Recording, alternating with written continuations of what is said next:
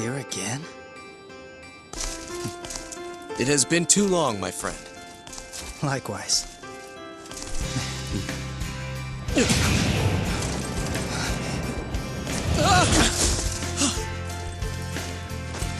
Hey! Zidane!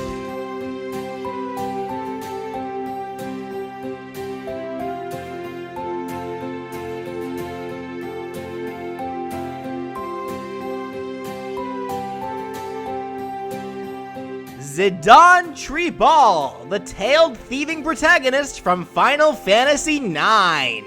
For some quick backstory, Zidane is a genome given a soul by a man named Garland, the ruler of a dying planet called Terra, who wished for Zidane to upset the balance of a planet called Gaia in hopes of replacing the souls of its inhabitants with the soul of the Terrans, effectively playing the role as the Angel of Death. Zidane was supposed to replace another genome in this position called Kuja, since Garland deemed Kuja a failure, but Kuja wasn't having any of that and chose to kidnap Zidane when he was still a toddler, and then abandoned him on the planet Gaia. Once left alone, Zidane ended up being adopted by a man named Baku, who was the leader of a theater troupe which also doubled as a thieves guild, Tantalus. Zidane grew up to be an outgoing yet laid-back, casual boy. He had a fairly bad habit of flirting with anyone in a skirt, but he'll never back off when he sees that someone is in need of help. Generally selfless, he never backs down from a fight, always giving it everything he's got, and it'd be no different if he were ever put up against the other contenders of Super Smash Bros. But the Lady Smashers might want to be careful, cause Zidane probably will try to get a date with them if he wins, among other things. But getting right into it, Zidane would be a pretty lightweight character that emphasizes a lot of acrobatic techniques and hit-and-run strategies, true to his thieving nature. He'd have 2 jumps, and he would be able to both wall jump and wall cling.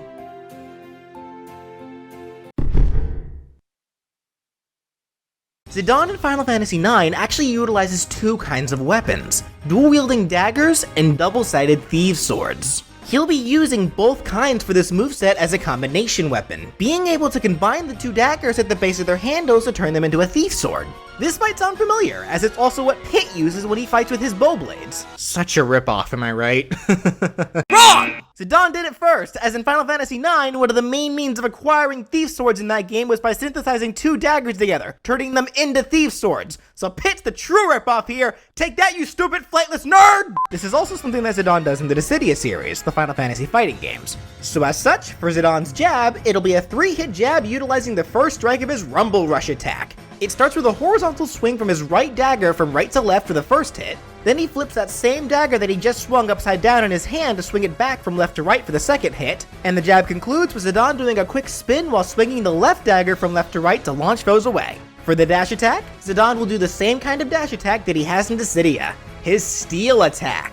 Zidane does a quick lunging arm swipe forwards, and any foe in his way will be popped into the air. The side tilt can have him combine his blades, then swing one side of the sword forwards from high right to low left. This was actually his Thief Sword attack animation straight from Final Fantasy IX. The up tilt could also have him combine the blade, but this time uses the sword to propel himself upwards for a quick backflip kick that hits in front and above himself. This was the second attack of his Rumble Rush from Dissidia. And the down tilt can be an innovated attack that has Zidane kick both feet forwards across the ground for a quick 2-hit attack that can pop foes into the air. The side smash can be the final strike of his Rumble Rush, having Zidane swing both daggers from high to low forwards opposite of each other for a cross slash attack. It comes out quick and slightly propels Zidane forwards, but there is a bit of end lag. The up smash can have Zidane combine his blades and spin them overhead in a copter motion to catch foes and rack up damage, then ends the move by doing a powerful swing from front to back overhead to launch foes upwards. This is the smash attack with the weakest launch potential, but it's very fast, hard to challenge since the sword makes it disjointed, and it covers a lot of area around Zidane, making it one of the safest smash attacks to use. The down smash can have him use an innovated variation of his Neo Twister attack from Dissidia. This move has Zidane throw his combined Thief Sword like a boomerang that spins in place for a bit at the peak of its range before returning to Zidane. For Smash, it'll have Zidane jump while throwing his spinning sword towards the ground, and it spins along the ground erratically, hitting low on both sides as it bobs and teeters left and right. The move ends when gravity finally sets in and Zidane begins to fall, and as he does, the sword boomerangs back to his hand. Any foe hit by this attack will have their damage rack up as they're caught in the spinning blade, and will be launched at the end of the move when the sword returns to Zidane. I should also mention that since Zidane jumps for this attack, it actually does shift his hurtbox upwards, so it can be used to avoid lower attacks. For aerials, the neutral air can have him use a kind of gimped version of his Stellar Circle 5 attack. where he spins in place while holding both daggers outwards in opposite directions. This move in Dissidia normally shows a small twister enveloping Zidane as he uses it, but that won't be present for Smash. He spins straight upright, so it's really only able to hit Zidane's immediate left and right, but it deals multi-hitting damage before launching foes with the final hit. The forward air can be the first hit of his swift attack from Dissidia.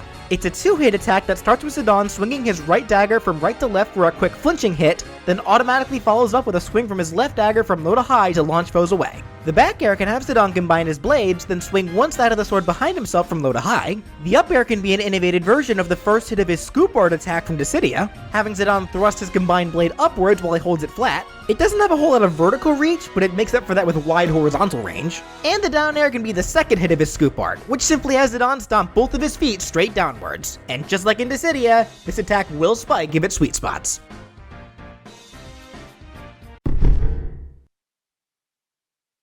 Zidane would grab with one arm and pummel by socking the foe in the chest with an underhook punch. The forward throw can just have Zidane deck the foe in the face, sending them forwards. The back throw can have him run past the foe, then jump kick them in the back to send them backwards. The up throw can be a quick jumping spin toss to build momentum, then throw them into the air. And the down throw can have Zidane throw the foe into the ground, then elbow drop them to deal damage and bounce them away.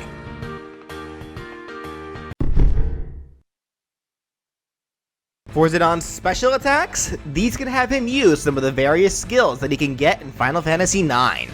For his neutral special, he'll use the skill called Flee.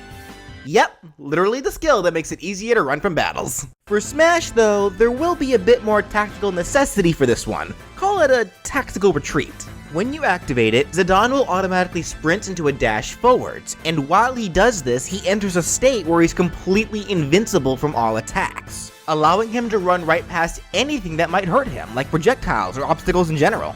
While in this automatic sprint, you can do any of 4 things. You can either turn around to change your direction, you can jump, which cancels the invulnerability, you can grab, which also cancels the special, or you can crouch out of it, which probably is the most reliable way to cancel the dash quickly. The only thing you really don't want to be doing during this sprint is running into any other player that isn't a team ally. If you do this, Zidane will fall over and be left vulnerable for a bit. This comes from the general RPG gimmick where fleeing from battles can end up failing if you're surrounded by your enemies. The basic point of this special as a whole is to let Zidane escape from danger or to even slip right past it. It's a great move for if you need some breathing room or if you want to get around projectiles. Just make sure you can't slip before you physically touch your opponents, and you'll be dancing all around them without your foes being any the wiser. Next, for Zidane's side special, this could have him use the skill called Soul Blade. This is the move that can only be used with Thief Swords. It fails if he's using daggers, and it allows him to inflict a status ailment to enemies, with what ailment he inflicts depending on what kind of Thief Sword he's using. For Smash, this special will have Zidane combine his daggers to make the Thief Sword, then thrust forwards a fair distance, stabbing one end of the sword forwards for a stinger attack. It can be used for horizontal recovery, but it will put Zidane in the free fall after using it in the air. That said, if any foe is hit by this attack at all, they are guaranteed to be afflicted by 1 out of 6 possible status ailments, with what ailment they get being completely random.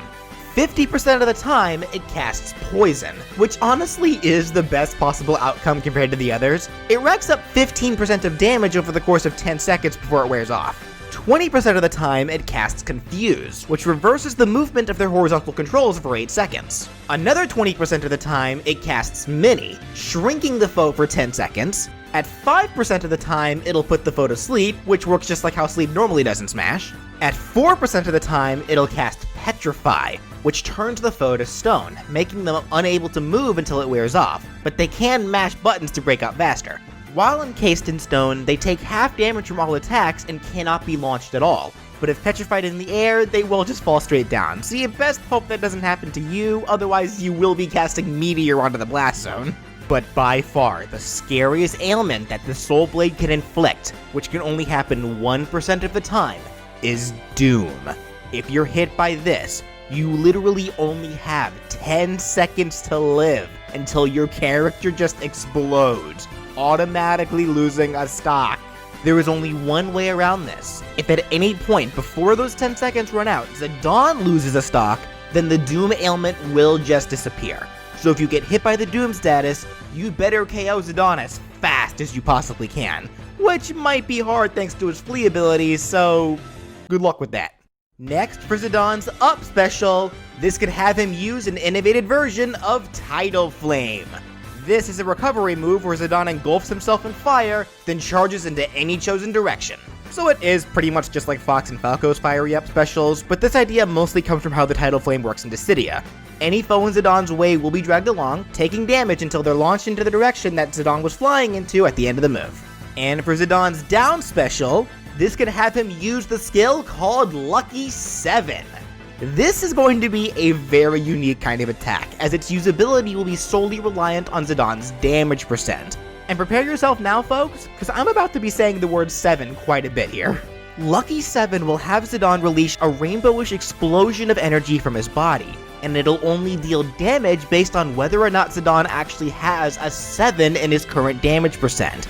And it'll deal more damage if Zidane has more 7s in his damage percent. If there's only one 7, then the attack will only deal 7 damage to all opponents hit by it, and it'll only launch them at a kinda decent distance away.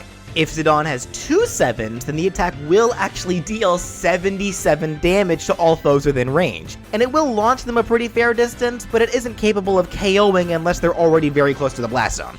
And if Zidane actually manages to get that magical jackpot 777, that deals a ridiculous 777 damage to all foes hit by it, and more than likely will just launch them into the blast zone, usually guaranteeing death unless said foe gets very lucky themselves. But if somehow, by some miracle, Zidane has 777.7 damage, so 4 7s in total, which is the max possible that you can even get in Smash. It just KOs foes automatically if they're in range. They just die. There's no shielding or dodging that. You're best off just staying far away from Zidane until you can change his damage percent. That is, unless you're a close quarters only character, in which case, you just die, I guess. Overall though, you're probably wondering what happens if you use it when Zidane has no 7s. Well, you shouldn't. It deals no damage at all, and it has more end lag than usual. Just keep an eye on Zidane's damage icon at all times, that way you'll know when the opportune time comes to break out the Lucky 7. Now with those 4 special attacks out of the way, we're actually not done with Zidane's special attacks just yet, because we do still have a gimmick here to help Zidane steal the show.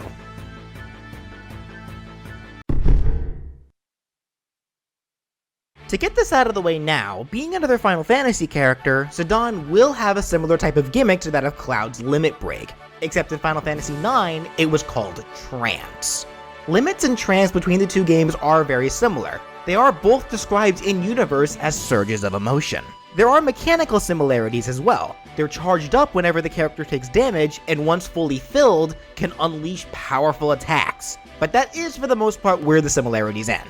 In Final Fantasy VII, once you use your limit break, that's it. You'll have to wait until the limit gauge fills back up to use another one, pretty much just like how Cloud specials work in Smash. But in Final Fantasy IX, once you enter a trance, not only does that character's appearance change, they also gain their own unique ability or attribute, and the trance doesn't end once you use said ability. It lasts until the trance gauge depletes by itself. So for this Smash moveset, Zidane will have a trance gauge, one that can only be charged in 2 ways. Either by taking damage, like how it works in Final Fantasy, or when he's able to land one of 2 attacks, his dash attack or his pummel.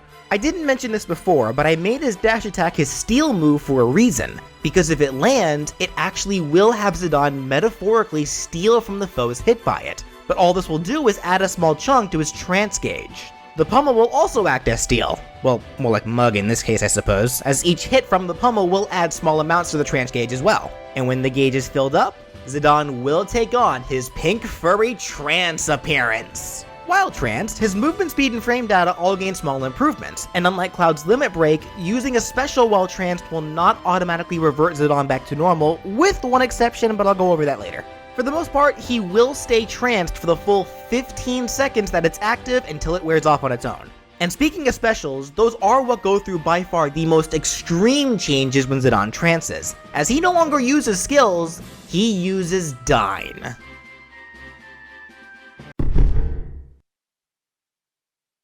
In Final Fantasy IX, Zidane's unique trance ability is that all of his skills are replaced with new powerful attacks called Dynes. So I'd like to do the same kind of thing for this moveset. For his Trance to neutral special, the skill Flee is changed into the Dyne called Free Energy. This is a move where Zidane unleashes powerful energy explosions to deal big damage. For Smash, this move will work much like it does in Dissidia. Zidane will shoot forward a string of energy explosions that start directly in front of himself, then quickly domino forwards one after another, each going a bit further from Zidane. This is a very fast move that deals decent damage and launches foes a fair distance. Overall, it's a great get-off-me tool while also making it harder for foes to approach. The Tranced side special will turn Soul Blade into the Dyne called Shift Break. This again looks just like it does in Dissidia. Zidane will take his Thief Sword and hang 10 as he rides straight forwards on it like a surfboard, all the while being surrounded by an energy vortex as he flies. This move also comes out very quick, and if no foe is hit by it, then it just ends after reaching the peak and has very little end lag. Zidane will also not go into freefall afterwards like he does for Soul Blade. If foes are hit by the Shift Break, however, they will be dragged along in the energy vortex. Then at the end of the move, Zidane will finish with a powerful vertical blade swing to launch the caught foes forwards. Now for the up special, it will still be Tidal Flame, as Tidal Flame actually is a Dyne, not a skill. But I went ahead and let Zidane use it for his base special since the skill version of Tidal Flame is just an item scan ability, and I wanted to make sure that Zidane still had some reliable recovery. Plus, in Dissidia, Zidane was shown to be able to use his Dyne attacks without trancing, but trancing did turn them into stronger versions, so that's what I'll be doing for the up special. While tranced, Zidane will use Tidal Flame EX. This only changes one thing to the attack. It can now turn into a new direction after reaching the peak of its first charge, then fly into that new direction for the same amount of distance, effectively doubling its range, and now turning it into a hybrid special of the Foxfire with Pikachu's Quick Attack. But once again, this is just what the Tidal Flame does in Dissidia, as at the apex of the first lunge, Zidane can veer either up or down to catch his foes off guard. And finally, for the Trance to Down special, Zidane will once again create an energy explosion from his body, but instead of using Lucky 7, he'll be using Solution 9. This is a version of Lucky 7 that isn't held back by the damage percent restriction. It's just a powerful explosion that deals massive damage. But don't worry, it won't be dealing asinine damage like what Lucky 7 can do. Let's say that it can only deal about 30 or 40% of damage while also having some fairly high KO potential, and it does have slightly better range than Lucky 7 does. That still sounds very strong, I'm aware, but to offset this, Solution 9 will be the one trance attack that will automatically revert Zidane back to normal once he uses it.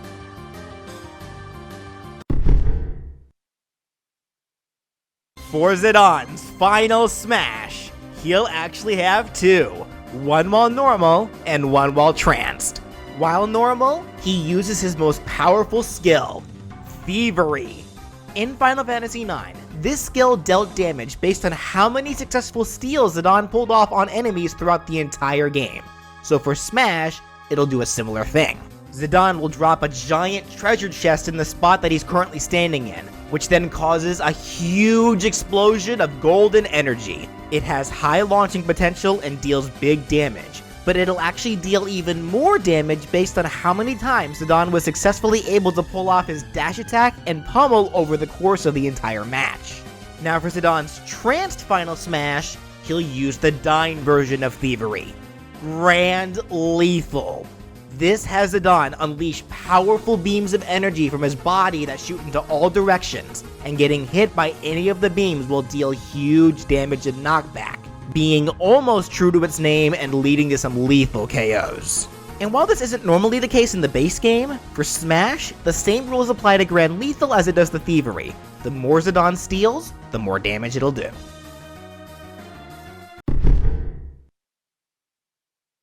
For the colors, Zidane's default, of course, has him in the blue Tantalus Brigand outfit. His first two alts can be actual alts from Dissidia and T, with the first being a black colored outfit and the second being in white and gold colors.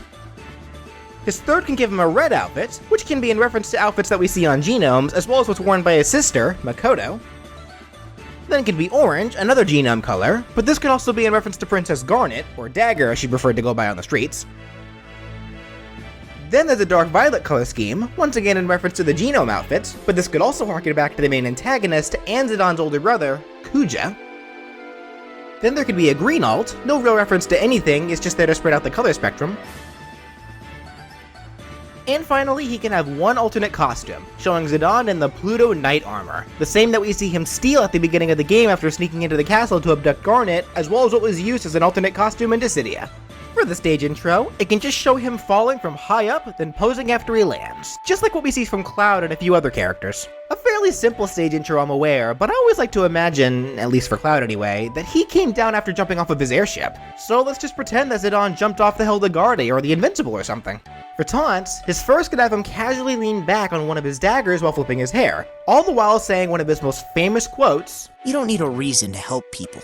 His second can have him do some mock swordplay with one of his daggers, like he does when performing on stage for the Tantalus Theater Troupe, and says, Playing hard to get, eh? For this taunt, I have to give full credit to my friend Danny. In fact, you can also thank her for this moveset as a whole, since she's the one who introduced me to 9 in the first place, and since then it's always been my favorite Final Fantasy. That aside, his last taunt can have Zidane crouch forwards while crossing his daggers and say, This is your last chance, just walk away. This was one of his opening animations before fights in Dissidia. And finally, for Zidane's victory animations, his first can show him doing a backflip, then raising one of his daggers into the air while saying, Aw, over so soon? This was his victory animation in Final Fantasy IX after winning battles while equipped with the dagger weapon. His second can have him combine his daggers, spin the blade above his head, then poses with it at his side. During this, he'll say, Looks like I'm doing all the right things. This was his other victory animation in 9, but he only does this one after winning matches with thief swords. And his final victory animation can be his Dissidia win pose, starting with him doing a one-handed stand while balancing his daggers on the soles of his feet, then flips right side up and catches the daggers to pose and wink at the camera. During all of that, he'll say, I haven't had that much fun in a while.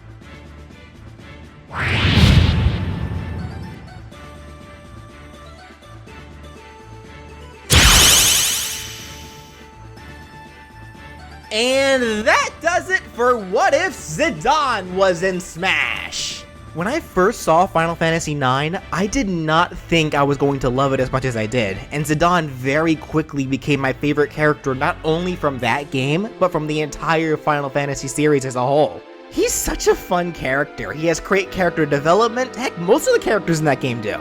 In fact, you know what guys? 9 needs more love. Seriously, if you haven't given it a shot yet, do yourself a favor and do so. It's amazing. Come on everyone, let's get things moving for that Final Fantasy IX remake. Personal wishes aside, I think Zidane would be a lot of fun to play as in Smash Bros. He'd be a unique take on the Final Fantasy gimmick, bringing his own style of gameplay with thieving to really steal the spotlight of any match. But with that said, that does do it for my 4 personal picks. Violet from Persona 5, the Digimon Impmon along with its evolution Beelzemon, the Noct from Yokai Watch, and finally Zidane from Final Fantasy IX. Do I think any of them actually ever will be playable in Smash? Not really, but like I always say, I just like to get people thinking about what if they were. These are all characters from games that mean a lot to me, and I loved being able to share my ideas about them with everyone. And really guys, I want to thank you all so much. It means a lot to see that so many of you wanted me to do this. Of course, I know you guys have your requests as well, and starting next episode, we will be getting right back into them. As a matter of fact, because I'm so appreciative of you guys, how's about I give you all a little once-in-a-blue-moon treat? But this is only for you guys, the ones actually willing to watch this far in. So, shh. Don't tell anyone. This is just gonna be our little secret.